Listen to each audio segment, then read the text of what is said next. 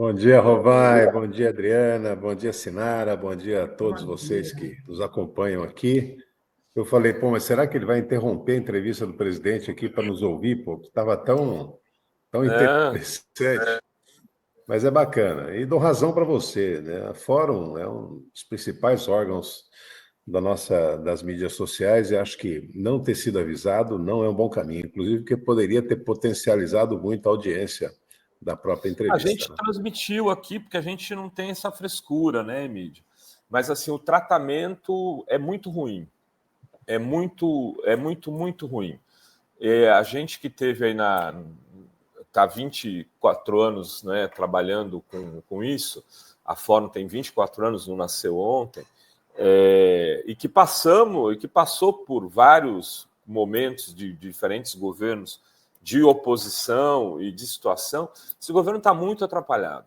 Como é que marca uma entrevista? Não avisa, sabe? Avisa a Jovem Pan, tá a Jovem Pan lá, né, no meio do destaque principal é o microfone da Jovem Pan e não fala para fora. Quer dizer, uma falta de respeito. Se o presidente da República, aquele que está lá hoje, teve 580 dias presos, com as pessoas o xingando todos os dias. Né? E a gente aqui na trincheira tentando defender a democracia e a presunção de inocência do Lula. Então, se você tiver condições de falar com alguém também, eu te agradeço, porque é de extremo desrespeito isso que estão fazendo com a mídia progressista no Brasil. E Falarei, tem a Ana falarei, Prestes, tem que razão. mora em Brasília também, se eles não sabem quem é, porque eles não devem saber quem é a Fórum. Então, se não sabe quem é a Ana Prestes, a gente pode apresentar o Luiz Carlos Prestes para essa gente que está no governo também. Sabe sim, todos eles sabem. Não tem brasileiro bem informado que não saiba quem é a Fórum e o papel que ela desempenha. Vai, vamos, Vamos da lá, minha mas parte, eu vou chegar. Mas vamos lá, Emílio. Eu queria te ouvir aqui. Você ouviu aí? Eu tinha te passado a pauta de ontem. Eu também não sabia, E eu ouvi só parte da entrevista, viu? Eu não você não estava está sabendo sabendo. também. Não estava A sabendo. A Gabi entrevista me Kinder informou, Ovo. eu falei, Você abre. eu já estava em andamento. Aí eu falei, bom, vamos lá. Bom, primeira coisa, eu acho Eu, que nós precisamos saudar o fato de haver uma entrevista coletiva, eu acho de bom tom, entendeu? Eu acho que precisa corrigir essas falhas aí de não avisar os órgãos a tempo, né? E principalmente as mídias progressistas que sustentam o projeto da democracia no país. Então, acho que precisa mesmo ser ouvido, tal. Então, para fora isso, eu acho positivo que o presidente venha a público conversar. Acho que a maior ferramenta de combate à fake news é a verdade, é ele vir a público e falar, a hora que puder falar, sobre temas importantes, né? As pessoas precisam, a informação é fundamental, né? Então, falar do governo, você abre páginas de jornais hoje, você acessa alguns portais, você tem a impressão de que o Brasil está numa crise monumental, né? Que não é real. Não é real. O Brasil novamente batendo recorde de geração de emprego em 2024, o país batendo recorde de exportação, recorde de produção de alimentos, sabe? Agora, o Brasil, você sabe como é que é, o mercado, né, a elite, parte da mídia, gosta de fabricar crise, né? Sempre vinculado a algum tipo do golpismo, mas não é o golpismo do golpe, sabe? É aquele golpismo do seguinte, de manipulação. É a manipulação da opinião pública, tentar fazer crer que, sabe, alguns articulistas que você lê, a impressão que dá é que nós estamos à beira do abismo, né? Quando não é absolutamente verdade. O país tem a vida normal, as pessoas, o turismo bateu recorde essa semana, sabe, as pessoas conseguindo melhorar de vida aos poucos. Claro que há problemas com custo de vida, há problema com tudo, mas eu acho que isso só se combate com muita informação, com as autoridades vindo a público e dizendo o que tem para dizer, não só o presidente, mas os ministros também, para dizer o que tem que acontecer, o que tem que ser feito e debater os problemas de maneira muito clara. Emílio, ontem, na hora que te falei sobre qual seria a pauta de hoje, uma das coisas que eu disse era a reforma ministerial, né? E aí, hoje, na entrevista coletiva do Lula, um jornalista já colocou a questão da Glaze. A gente ontem apurou, inclusive junto com o Kleber, que estaria se construindo uma fórmula aí da Glaze ir para o Secretaria-Geral, o deputado federal, o José Guimarães, eu fiquei com o Genuíno na cabeça, que é o irmão dele, José Guimarães, assumiria o PT por um mandato tampão até junho, quando seriam as eleições, e o Pimenta assumiria a liderança da Câmara. Essa seria a primeira movimentação. Você tem informações disso? E se tem, o que acha? E também sobre o aspecto mais geral. Você acha que tem que mexer nesse governo? Está na hora de mexer nesse governo, Emídio? Minha opinião é que passou da hora. Eu acho que depois de 2 anos de governo, já fica claro quais setores estão funcionando melhor, quais que não estão. Né? Há muito tempo já, todo mundo já sabe dos problemas que tem, tanto na área de comunicação, quanto na área de outras áreas de governo. Né? Eu não vou nem citar um aqui, porque eu conheço todos os ministros, sei do trabalho de todos eles, eu não quero, vamos dizer, eu não gosto de falar sem estar na presença deles. Mas a verdade é que é o seguinte, o presidente tem a noção exata de que áreas precisam ser mudadas. Né? Um governo é assim, né? Ele vai, é que nem um time de futebol. Pode até estar ganhando, mas tem hora que você fala, se eu mudar esse jogador aqui, a coisa pode melhorar. Então, acho que já passou da hora de fazer uma reforma ministerial. Acho que o presidente deve ter na cabeça que áreas que deve mudar. Né? Então, eu enxergo a existência de uma reforma ministerial, mais ampla ou menos ampla, como uma coisa bem positiva, necessária de ser feita, e não pode perder tempo, porque nós já iniciamos o 3º ano de governo, então vamos dizer assim, a fase final do governo. O governo tem que estar funcionando, sabe, muito mais, uma máquina mais azeitada, funcionando adequadamente. Acho que está faltando isso. Acho que ainda está muito todo mundo trabalhando, cada um no seu canto, sem um sentido de grupo, sem um sentido coletivo no Ministério. E eu acho que ele tem que fazer as mudanças que ele acha correto. Eu posso achar o que eu quiser, mas ele que sabe o que é melhor para o governo, o que é melhor para o país, quem está mais capacitado para qual função. Eu queria fazer uma pergunta para o Emídio. Esses últimos dias a gente está acompanhando essa movimentação, Emídio, da oposição pedindo impeachment do Lula, né? Eles conseguindo assinaturas até na base do governo. Onde se baseia esse pedido é a história do pé de meia. E eu sinto que o governo, apesar de ter mudado a comunicação, ele não está sendo agressivo na resposta, né? Porque o que está acontecendo com o pé de meia, gente, é a oposição bolsonarista tentando impedir que os estudantes recebam ajuda do governo. Estudantes carentes, né? O governo está sempre na defensiva. Você não acha que está faltando um pouco mais de agressividade, Emídio, nessas respostas, sabe?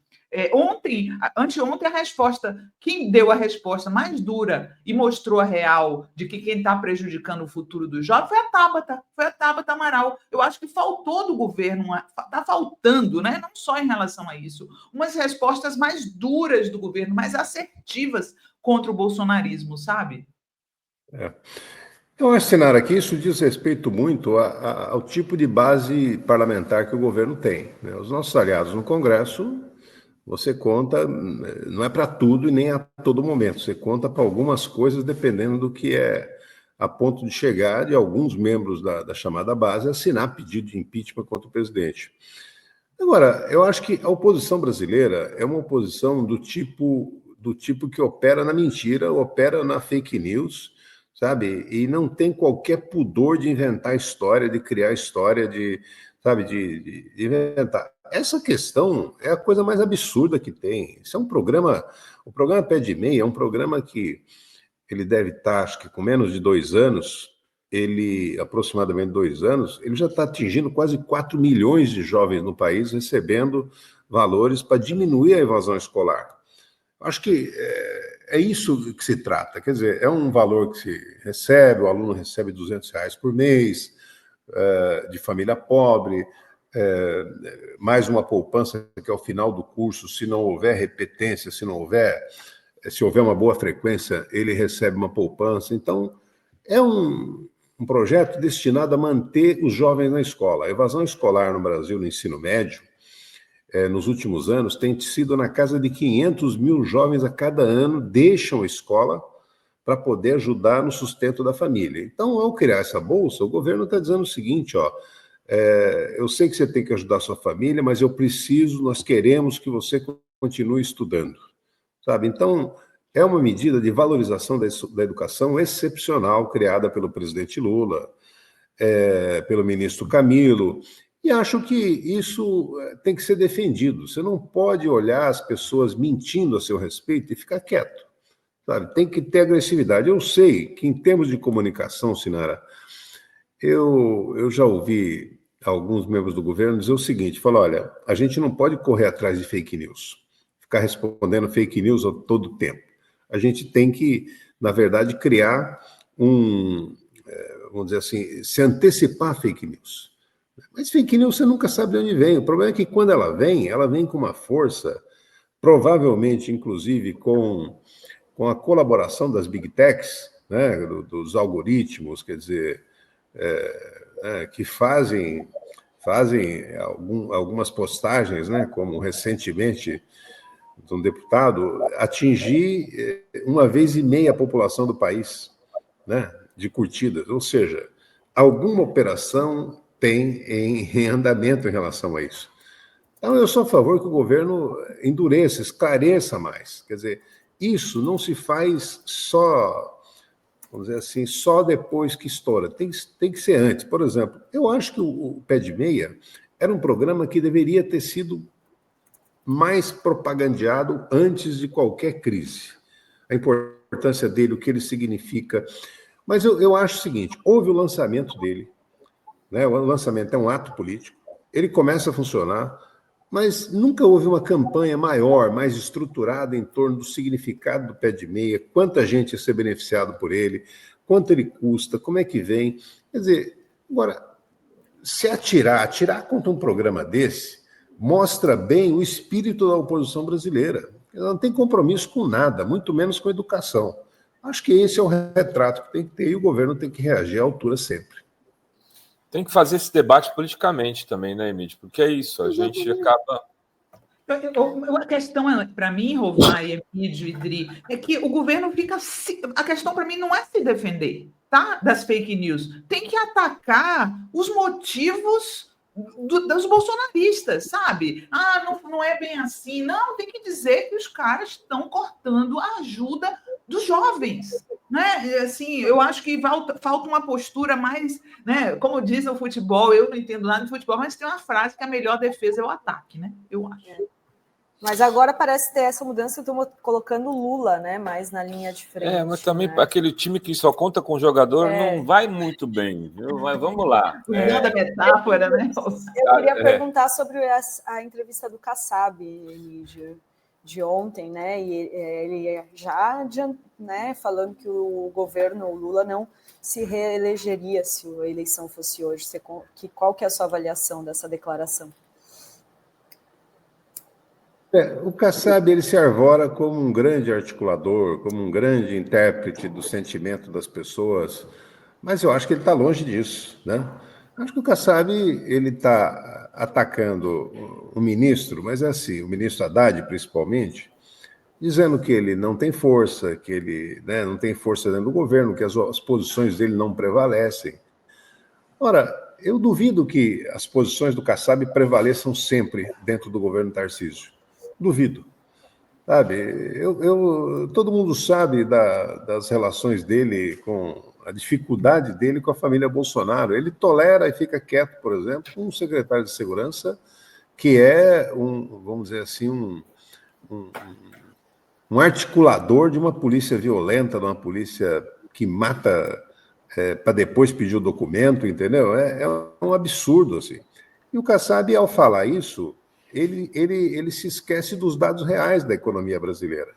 Bom, é evidente, gente, em se tratando de economia, ou de qualquer área, mas principalmente de economia, você tem que se apegar a dados reais, ciência, certo? Então, assim, é evidente que nós temos problemas na área econômica. É evidente que a gente gostaria de estar num patamar onde o chamado andar de cima estivesse mais taxado. Taxar os ricos, como o Lula falou, botar os ricos no imposto de renda e botar os pobres no orçamento. Agora, todo mundo sabe que qualquer medida dessa, para ser tomada, depende também do Congresso Nacional, e nós conhecemos bem o Congresso que nós temos. A influência que o agronegócio tem nesse Congresso, a influência que setores atrasados têm nesse Congresso, então não são medidas fáceis.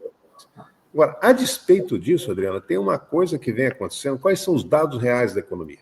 Os dados reais da economia é que em 2 anos seguidos, né, somando os 2 anos, o país cresceu em média 7%. Cresceu 7% em 2 anos, 3 e pouco em cada ano, ele cresceu. Quando o mercado previa crescer menos de 1. Né? Então, a economia cresceu. Nós estamos num índice de desemprego que é praticamente considerado pleno emprego. Né? Quer dizer, nós temos o desemprego na casa de 6%, quando no Bolsonaro chegou a quase 14%. Esses são os dados reais da economia. Nós pegamos uma economia, um orçamento destroçado, o Bolsonaro tinha deixado o país sem orçamento para pagar as despesas correntes, inclusive Bolsa Família, BPC, e foi, antes do governo tomar posse, teve que articular a aprovação da chamada PEC da transição para garantir que aqueles compromissos fossem mantidos. Então, nós pegamos um país destroçado do ponto de vista econômico, desorganizado o aparelho governamental, e conseguiu-se, em pouco tempo, botar a economia em andamento. Aí você aprova uma reforma tributária que o país aguarda 40 anos, que simplifica, diminui impostos para a classe média e para os trabalhadores que ganham menos. Essa reforma tributária passa a taxar andar de cima, quer dizer, você começa a ter medidas no Brasil. E tiveram medidas pontuais importantes na economia, como, por exemplo, aumentar a isenção de imposto de renda. O Lula estabeleceu um compromisso de isentar até R$5.000. O Bolsonaro era um salário mínimo, era 1.500 e pouco, era isento. O Lula aumentou para R$3.200 quase no primeiro momento, e o compromisso de, a partir de 2026, isentar de 5.000. Estabeleceu um pagamento para pessoas que têm aplicação em fundos exclusivos do exterior, ou seja, os multimilionários. Não é o milionário, não é a pessoa de classe média que ganha 10, 15, 20 mil reais por mês, não. É um milionário que aplica em fundos exclusivos do exterior, onde só aceita um mínimo de muitos milhões. Isso fez o governo arrecadar mais, melhorar. Então, assim, os dados reais da economia são esses. É uma economia que gera emprego, uma economia que amplia os mercados internacionais, uma economia que criou o maior plano safra do país, uma oferta de crédito imensa. O Brasil vai ter em 2024 a maior safra de grãos da história do país, a previsão é essa. Quer dizer, e as pessoas falam, a economia está assim, está mal, vai ser mal, vai ficar ruim, vai ficar difícil, o horizonte não está bom, mas os dados concretos são esses, né? Enfim, apesar de todos os problemas, eu acho que a entrevista do Kassab é injusta, né? Acho que eu disse hoje numa entrevista na Folha, até falando exatamente isso, falando, olha, quem está fraco é a memória do Kassab, de não enxergar a situação exatamente como ela é. Mas o Kassab, nós sabemos, né? É o tipo de político que pisca para todos os lados, não tem posição sobre nada, trabalha no oportunismo político. Quando ele vê uma plateia na frente dele que ele quer agradar, ele fala o que aquela plateia quer ouvir. E no caso da palestra que ele fez, era uma plateia do mercado financeiro, de um determinado banco. Então ele quis agradar aquela plateia. Mas, para mim, não guarda qualquer realidade com a verdade, com a situação econômica do país. Muito bem. Emídio, sobre a reforma ministerial, você falou que Está mais do que na hora, né? Já está atrasada essa reforma. Mas você acha que nessa reforma o PT teria que modificar, por exemplo, vamos falar do PT, porque os outros partidos você não tem, né, como dizer muito. Os partidos acabam indicando, o governo aceita ou não, mas qual perfil deveria ser desses ministros do PT e dos partidos mais aliados? E também da sociedade civil. Esse perfil atual é o melhor perfil? Olha, você precisa avaliar situação por situação. Eu acho que tem ministérios que exigem experiência, né, sabe? Você pega um ministério como transportes, vamos dizer, ou infraestrutura, ou desenvolvimento regional, melhor, Ministério das Cidades. São ministérios que mexem muito com a infraestrutura do país, estradas, portos, aeroportos, ferrovias, sabe?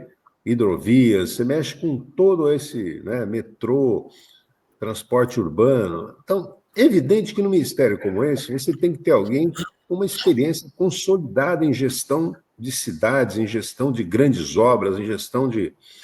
Então, acho que o perfil deve ser adequado. Quando você pega ministério da área mais, vamos dizer, mais de relação direta com a sociedade, por exemplo, setorizados, como o Ministério das Mulheres, Ministério do combate ao racismo, né, da igualdade racial, eu acho que você tem que ter ministérios assim muito ativos, muito conectados com aspirações dos movimentos sociais. Você precisa ter gente muito antenada. Ministério da Cultura também é a mesma coisa, eu acho. Ministério de Direitos Humanos. São ministérios que têm que estar muito conectados com esse dia a dia das pessoas, com a situação desse Brasil real, né, da violência contra as mulheres, da violência contra as populações mais desprotegidas, da violência policial absurda que esse país está assistindo, principalmente no estado de São Paulo, com o fascismo tomando conta dos aparatos de segurança pública. Então, os nossos ministérios têm que estar muito atentos a isso, sabe? O Ministério de Direitos Humanos, por exemplo, ele tem que ter um programa de acompanhamento da população carcerária do país, como é que está, qual é a situação, sabe? Que medidas novas podem ser tomadas. Você tem agora, por exemplo, essa situação das câmeras corporais, né, que é uma discussão no país, governos resistindo, os resultados onde tem melhoram muito a situação da violência policial. Mas a pergunta que se faz é o seguinte: por que não se propõe agora, por exemplo, que nas penitenciárias, sabe, a chamada polícia penal, que acompanha os detentos lá dentro, que também tem muito caso de violência, por que elas também não têm que usar câmera corporal, entendeu? Então, acho que esses ministérios têm que estar muito de olho nos fatos. E nós temos marcas, áreas que nós temos marcas, como a educação. A educação é uma área onde nós sempre nos destacamos muito, os governos do PT. Então, é preciso muito protagonismo, né? O ministro Camilo Santana vem fazendo isso porque ele vem de uma experiência vitoriosa na educação no Ceará. O Ceará ostenta os melhores índices de educação de ensino básico no país, né? Um estado que não pode se chamar de um estado rico, é um estado, sabe, que vive com dificuldades, melhorou muito, mas não é dos estados mais ricos do Brasil. Então, eu penso que os ministérios eles têm que ser avaliados, esse perfil tem que ser adequado a cada um. Então, acho que agora é hora de avaliar, né? Isso está sendo cumprido, sabe? Como é que está a entrega de cada ministério, cada um deles, sabe? Como é que não importa se o Rovai é o ministro, se o Rovai é um grande quadro, às vezes é um grande quadro, um pensador, mas quando chega na hora de entregar políticas públicas, Adriana, não entrega. Então, o problema é o seguinte: você não, né, você precisa ter pessoas no ministério que não só seja um símbolo, que seja uma pessoa super reconhecida, mas que tenha entrega concreta em cada uma das áreas. E eu acho que há problemas nesse sentido. Eu espero que na reforma presidencial o presidente corrija isso, que para mim é um problema, né, que precisa ser corrigido. Muito bem. Eu queria fazer mais uma pergunta para o Emídio. Emídio, Agora, a gente está nessa conjuntura, a gente está acompanhando aí os primeiros passos do governo Trump nos Estados Unidos, né? Deportando pessoas, cometendo violência contra trabalhadores, né? Que, na verdade, os imigrantes são trabalhadores sem documentos, não são criminosos, né? E aí tem parte da esquerda brasileira que parece que não se dá conta da conjuntura internacional que a gente está vivendo, né? E aposta na crítica ao governo Lula, a crítica dura ao governo Lula, né? Como é que você vê essas críticas por parte do campo da esquerda, que parece ignorar o que está acontecendo no mundo nesse momento? A esquerda, muitas vezes, ela tem, Sinara, vamos dizer, uma dificuldade de interpretar as coisas como elas são, a realidade concreta do país e do mundo nesse momento. As pessoas, às vezes, tendem a achar que tudo é possível, que um governo pode tudo, um presidente pode tudo. Acho que nenhum governo ele se comporta, ele toma decisões sem levar em consideração a correlação de forças nacional e internacional. Ele precisa saber qual a força que ele tem, né? O que eu acho que falta à esquerda, quando eu digo assim, quando você está numa luta política, mais do que política, vamos dizer assim, uma batalha cultural como a que nós vivemos no Brasil, eu acho que nós não podemos perder nenhuma oportunidade.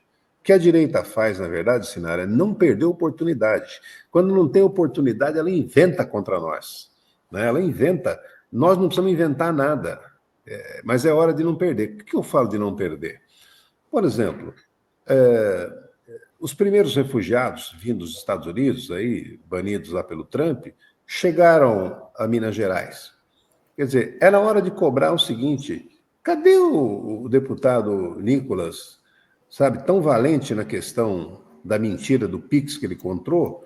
Por que ele não foi lá ao aeroporto receber os refugiados, solidariedade? E o governador Zema? Onde ele estava? Que não foi lá falar o seguinte: nós estamos aqui, temos solidariedade com vocês, vamos ver. Não. No fundo, não. Por quê? Porque eles concordam com a política do Trump. É um momento, que não passou esse momento ainda, é um momento da esquerda brasileira emparedar a direita. Chegar ao seguinte e falar: olha, o que vocês pregam para o Brasil é isso aqui. O presidente americano que vocês defendem é o presidente que abomina o Brasil, abomina brasileiros, acha que não precisa do Brasil. Mas eu acho que nós estamos operando pouco isso. O governador de São Paulo coloca um boné lá do movimento do Trump, né, o MAGA, pouca gente fala, se manifesta sobre isso, do absurdo que isso representa. Quer dizer, um presidente expulsa brasileiros que foram para lá trabalhar, chama todos de criminosos, e o governador do maior estado do país, o estado mais importante do país, aplaude a atitude do presidente americano. Essa gente precisa ser emparedada. Sabe, o Brasil, os brasileiros e as brasileiras precisam saber que essa direita brasileira é uma direita covarde, é uma direita submissa aos interesses internacionais. Eles não têm qualquer, vamos dizer, qualquer preso pela democracia ou pela nacionalidade, vamos dizer assim. Não é a primeira vez na história do mundo que acontece isso. Tem países, na Segunda Guerra Mundial, aconteceu muito isso, tem países que foram invadidos por outros, sabe? E que tinha gente dentro do país colaborando com o invasor.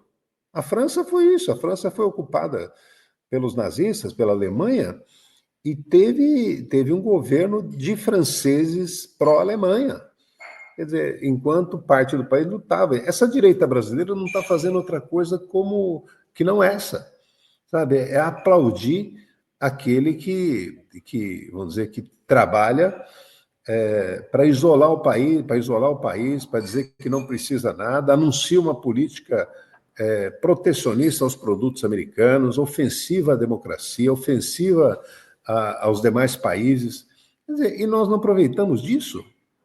Eu fico vendo essa direita brasileira, a única figura que me vem à cabeça, Sinara, assim, é como se a barata estivesse aplaudindo o chinelo que vai esmagá-la daí a pouco, entendeu? Então é isso. Você falou no seu Instagram sobre a questão do ICMS, né? o governo está deixando as pessoas pensarem que quem aumentou a gasolina foi o governo federal, quando, na verdade, quem subiu o ICMS foram os governos estaduais. Nesse aspecto, Emílio, que a gente está falando, né? Que precisa ser um pouco mais agressiva essa resposta. É isso aí. É o que eu falei, pode perder a oportunidade. Numa luta, numa batalha cultural, como nós estamos vivendo, você não pode perder a oportunidade, você tem que mostrar o que significa essa direita. Senão eles vão criminalizando a esquerda, inventando e criando fake news o tempo todo e vai fazendo a cabeça das pessoas. Então, para mim, é uma batalha diária. Parece que a gente perdeu um pouco o entusiasmo pelo debate, né? Entrou, principalmente no governo, as pessoas acham que ser governo te impede de debater publicamente questões. Emílio, queria te agradecer profundamente aí pelo espaço, pelo carinho que você tem pela Fórum e te desejar aí muita coisa boa aí nesse período que você tem pela frente aí como mandato de deputado estadual, né? Legal, gente. Obrigado pela oportunidade. Tchau, querido. Obrigada. Super grato a vocês todos. Cumprimento a Fórum pelo trabalho brilhante que vocês fazem. E vamos continuar conversando. Se tem uma coisa que eu gosto na vida é debater os problemas do país e soluções. E enfrentar a direita que precisa ser enfrentada. Um abraço e obrigado a vocês. Valeu, tchau, Emílio. Sinari. Tchau, Adriana. Tchau. Vai. Tchau.